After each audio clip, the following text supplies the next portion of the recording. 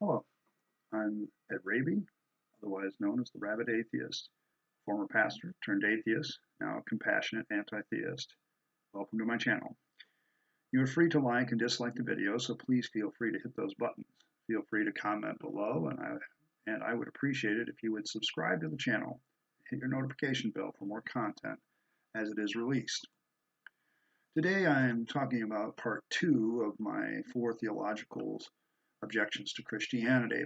If you haven't listened to part 1, I'll leave a card up in the top of this video so you can immediately link there and go watch that first and then come back to this one if that's what you desire, or you can keep watching just to get my views on this second objection, which is the idea of sin basically being unreal.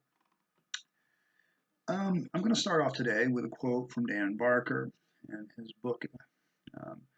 It's this quote that will factor in to a lot of the beginning story of why I began to start losing my faith. If you've watched my other video about my deconversion story, you will know that this is the quote that caused me to start to question my faith, and I'll leave another card for the link to that video if you haven't watched it.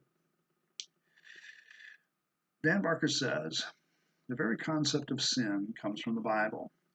Christianity offers to solve a problem of its own making.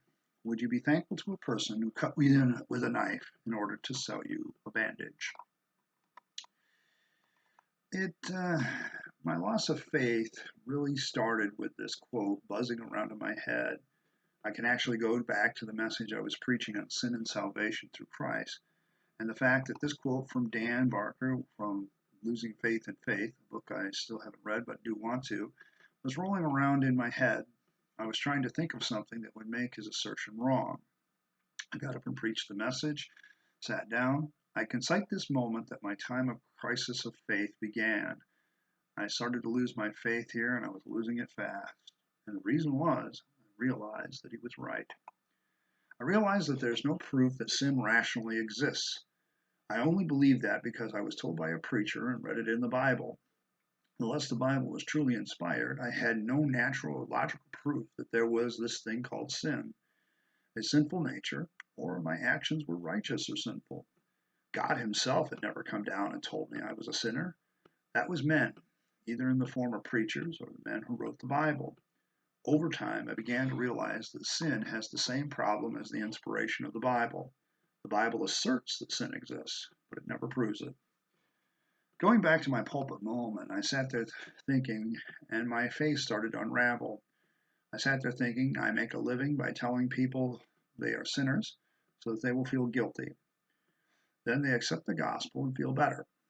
Out of gratitude, they throw money in the basket and pay me. WTF. It was a bad moment for me, one that led to my eventual downfall over 2 years later, actually 3. If you're a believer, you take the existence of sin as purely a matter of faith. Basically, if you believe that sin exists, you do it for the same reasons you believe the Bible is inspired. You have faith that it is true. You hope and believe it is true, but you do not have a proof or a rational argument to say it is true. The biblical writers assume sin is real and a problem. They never prove it, and the believer is left to take that sin exists as a reality and that God has solved it. You believe all that without rational evidence. It is purely a matter of faith. Now, I want to emphasize that this does not disprove sin's existence, but it puts on the same plane as believing in a lot of things that we believe exist but have no proof of. The issue then is would we order our lives on faith in an idea that man is sinful, or go based on our own observations of human nature and conclude that if anything we can have faith in, it's the fact that human beings are human. I now think that sin is a man-made concept. It probably originally, like so many things, might have had a good intention to keep people from making bad decisions given whatever cultural context that they lived in. I mean, sex without birth control in modern medicine can lead to deadly diseases and unwanted pregnancies. So you tell people not to have sex with people except with people they're committed to and get married to so that the child will be a legitimate child.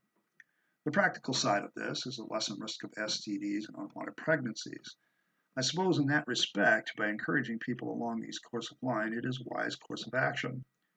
But just when showing the wisdom of this to others doesn't work, you throw in the wrath of God to bring about a more forceful form of persuasion, guilt, and all the things associated with it. Tell them that it is a sin against God, and he will bring down his wrath on the one who sins. This is where you make up the concept of sexual sin being an affront to God, and will send you to hell if you don't repent of it and stop doing it. It's ultimately a fear tactic that is used as guilt to prevent certain behaviors. The dark side of this gets worse, though, when people genuinely think they're taking the side of God and punish the sinners on God's behalf. The real problem with sin is that some people think they have risen above the concept of it. They feel qualified to judge others using their religious beliefs. It gets worse because the said concept can be held by people in power who wish to impose their views on people to create a quote-unquote righteous society, to force others to follow your moral code of some behaviors being sin and thus outlawed. The problem is the difficulty using reason to prove something is a sin because it's not self-evident. You're simply making an assertion. I don't believe in sin as a real concept anymore. I think in large part the whole idea of sin is a bad concept because all it really does is produce guilt and fear. And then in a guilt-ridden, fearful state, people can be manipulated. I haven't looked at this fully, but I have a theory that a large part of religious people have a poor self-concept. And that is because they have large amounts of guilt associated with their sins. This leads them to think that they are bad or even evil people. And the cycle of self-destruction begins. You spend a lot of time putting on masks at that point to protect yourself from the social wrath of being a sinner, while at the same time being racked with guilt because you can't seem to escape from your sin. If it sounds like I have been here before, yep. I would say, for me personally, that a lot of my initial causes of depression came from this struggle. Yes, I am saying that religion, particularly the Christian notion of sin, and perhaps the rest of the Abrahamic religion's notion of sin, may have had a great deal of influence on causing my own depressive issues.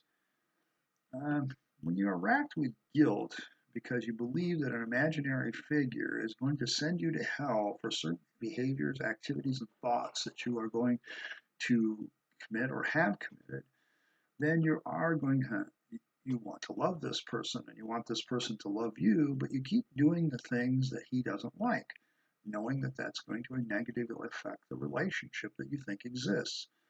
This is going to cause a lot of problems. It very much becomes a mental state of somebody who's having an affair on their spouse. You may still be in love with your spouse, you still like it, but you can't seem to escape the fact that you like this other person too. Now, that might be an extreme example, but once you have a spouse that doesn't like you engaging in a certain activity, let's say you like to watch porn on the internet from time to time, and that bothers your spouse, but it doesn't necessarily bother you. But you constantly get wrapped with guilt after doing it because, well, your spouse doesn't like it. But this doesn't change the fact that perhaps what you're doing is not necessarily harmful to anyone. And that's the real issue, isn't it? Because the issue of morality and ethics always has to be rationally looked at. Once you discard man being a sinner, you begin to realize that people are not sinners, they're human beings. They have needs, they have wants, they have only their rationality and their wisdom to guide them. Religion and certain theological notions, such as sin, inject themselves very artificially and very falsely into that narrative and cause more problems than they solve. I, for instance, myself, no longer see myself as a sinner, but simply as a human being. This changes things because I don't necessarily look at my actions anymore as necessarily evil or sinful or bad. I have to rationally assess whether or not that action is good or bad. And that makes it a little bit different concept in dealing with things. I also have to acknowledge a few things about myself. I'm not all powerful, I'm not all knowing or all present. I'm capable of making mistakes. And there's really nothing I can do about it from time to time. I have needs that are very normal, wants that are normal. I have my reason and wisdom to guide me, but I'm not perfect, and I make mistakes and errors in judgment in applying that reason and wisdom. It doesn't mean that I'm a sinner. It just means I'm human. To me, life is no longer about overcoming sin since I discarded my faith and removing sin from my life. Rather, it is about discovering the virtue in me and causing that virtue to grow, finding out what's good about myself and making it better and stronger. And there is a virtue in who I am simply by being a human being. There's a virtue in being human, and there's nothing wrong with being human. Probably the most damaging thing that sin does is it causes us to have this notion that we're sinners. And that means that we take on this identity that isn't true. Yes, we make mistakes. Those mistakes aren't necessarily sinful. And yes, we sometimes follow our needs to the detriment of others. That's not actually a good situation, but it's not something to hang your head about because, quite frankly, everybody does it. That's not an excuse for it, but what it is a realization that the reason why you need to be good is for your own benefit and for the benefit of others. This doesn't come from anywhere except humanity itself. When people ask me where the good in humanity comes from, well, we're a social species. We have learned, we have evolved to understand that those that cooperate and play by the rules from time to time have a better chance of survival than those that don't. Now, at the same time, we've also learned that people can be very dictatorial about enforcing the rules, and that's not good either. The thing about sin and religion, and the religions that use it, is that this is absolutely the latter one, where somebody is taking power and using it to manipulate and control others, and to thus steal their humanity, take away their humanity, and try to turn it into garbage. The saying that the normal human things that make us all up is somehow evil or wrong. And that is probably the most damaging thing about being this sinner and sin concept. I feel that humanity is more complicated than religion will make us out to be, being sinners or saints, being sinners in the hands of wrath, angry God, or being somebody who has simply, found the love of Christ. Rather, I think we're much more complicated than that. We have desires, we have wants, but we also live in a world with other human beings, and so we're left to find the most ethical and rational choice of action on our own. That's a scary thing. Sin allows us not to really take any of our decisions seriously. We almost dismiss out of hand certain decisions simply because, oh, that's sin, why do I want to do that? How do you know that it would be bad in this situation? If God didn't exist and sin doesn't exist, what are you going to do there? What are you going to do now? Well, you're going to start to assess things according to what is good. I just don't think that sin is real. I think it's a made-up concept by a religion that seeks to control and manipulate others. I don't find myself trying to overcome sin anymore. I now spend my time trying to build character. I think it's an imaginary concept to be a sinner. One good example of this is my changing attitudes about sex and sexual desire. I feel sexual desire is a normal in humanity. It's what's kept us going as a species. It's what keeps us reproducing. It's no accident that one of the ways that natural selection has caused people to go forward and want to procreate is it's made it pleasurable.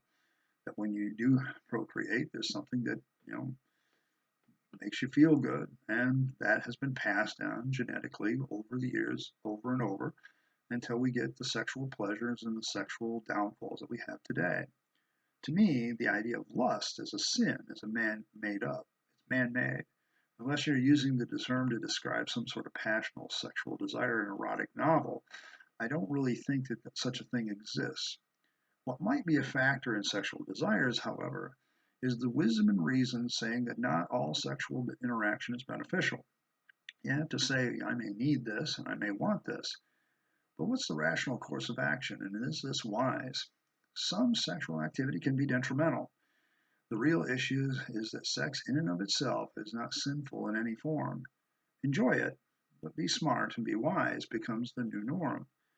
That's a far different way than saying, oh, it's just sin. This certain types of sex are just sin, and that's because God says so. Well, can you get God on a dictation machine telling me that? Do you have him on a videotape somewhere? No, no, you don't. What you have is an old book written by human beings that I think in my last part I proved is neither inerrant, infallible, and its questions of its inspiration by God are very, very questionable. So what we're left with is one of those things we think God may have inspired, this concept of sin, and we find that, well, it's leaving a lot to be desired. As I continue to look at this concept of sin being an imaginary concept, it's something that is quite liberating and at the same time a little bit taxing. As an atheist, I don't necessarily look at any issue, from sex to killing to whatever, as bad or immoral. I have to intellectually go after it, and I have to consult with my fellow human beings walking planet Earth. Ethics is not done in a vacuum for me, and it brings in everybody. The thing about sin is it isolates a certain group of people saying, this is what we believe is sin and wrong, and we're going to force it on everybody else. That doesn't really lead you to talking to anybody else. You just end up forcing what you believe on others, and that's not a good thing. I would say, after concluding that the Bible is a human book with no proof of inspiration, and the subject of sin is also thus, therefore, also very human, but also complete nonsense and imaginary, made up. Now, at this point, there's only two things left to consider in my 4 objections to Christianity, which I'll do in part 3 and part 4. The first is that even if we accept that sin exists, the other thing that is imaginary then is that the Bible creates a solution to sin, being salvation in Christ. Well, I'm going to say that that one is also made up. And two, does it make any sense? Because when you really think about it, it doesn't. And finally, in part 4, I'll be dealing with the idea that the Bible, the God of the Bible, seems to have very subject and subjective standards of justice. He is, quite frankly, a very dislikable character. I would even say some of his actions are evil by human standards. He has subject standards, and probably the most notable thing about that, the thing that stands glaring, is the doctrine of hell. I want to thank you for coming today to my channel. I appreciate all of you being here. Comments will always be addressed at the end of the next video. I didn't have any comments so far at the end of my last video, so at least my last known video. So whenever that happens, I will, of course, address them. Just a reminder that I'm doing a lot of different things right now, kind of prototyping, and I'll talk more about that on probably a Friday, where I can address the concepts that are going on. Just a reminder that I don't tolerate name calling in the comments, so please avoid that. But at this time, I just say, if you like this video, give it a like. If you dislike it, dislike it. If you want to leave a comment, do that. But most of all, I'd appreciate it if you'd subscribe and that you would hit your notification bell so that you can hear more about what it means to be a rabid atheist. And hopefully, someday, I can convince you to be a rabid atheist as well. I'm Ed Ravy. I'm the Rabid Atheist. Have a great day. Goodbye.